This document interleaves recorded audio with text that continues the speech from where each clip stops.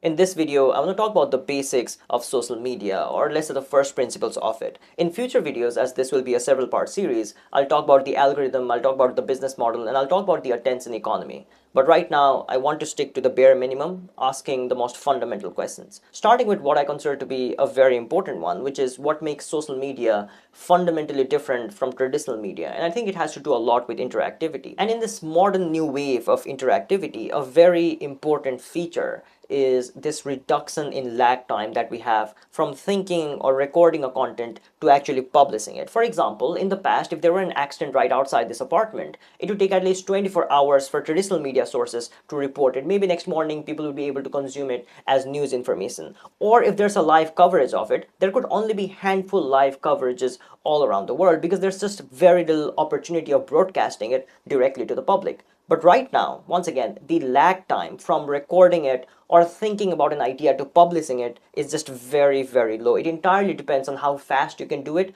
The opportunity seems very, very high. And if you combine that with algorithms, that changes the whole thing. Because in the past, you had to find things, and you had to find things suited to your time preference, which was very, very tough. But now it's the content that finds you based on your likes and your preferences, and that has just revolutionized the whole game. The second thing, and this is something that has happened over the course of past 1 decade, is social media platforms have established themselves as titans of many different industries. For example, in the past, social media platforms were never really credited for being a big part of global telecommunication industry. But right now, an enormous amount of global phone calls happen through WhatsApp, they happen through Instagram, they happen through Facebook.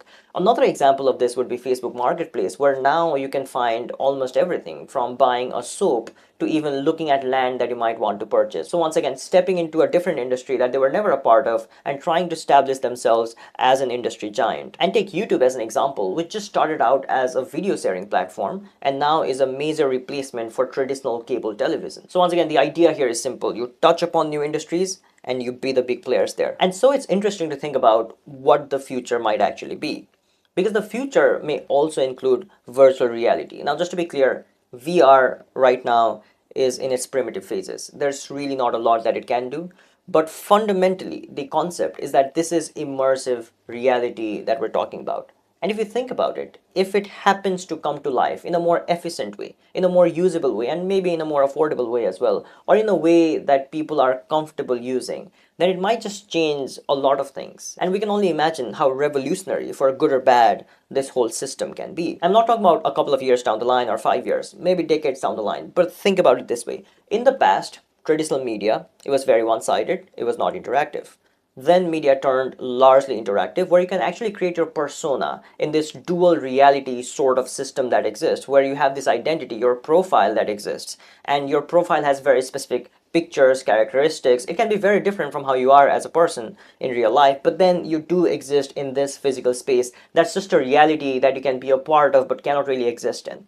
And then you have this immersive technology, which allows you to enter into this newer dimension of reality, let's say, this digital world, where the whole idea of digital just becomes bigger, expands, and comes to life. That would be a game changer. Whenever we talk about like expansion of social media, that once again would be a very, very big move because it can touch upon so many new industries and really not just try to establish itself, but by default be an industry giant and be the massive player there if it is the social media companies that will be the titans of VR technology in the first place. So once again, long distance in the future, it seems like we are headed in that direction where if we have good VR and if we don't really have to use this physical space in order to participate in office work or in order to participate in any form of discussion or for community gathering, then it might just be the case that the whole idea of immersive is the next big thing and is an advanced way of looking at the current idea of this reality, this digital space that exists that you just can't be a part of. Once again, can't be very sure if this will be the future,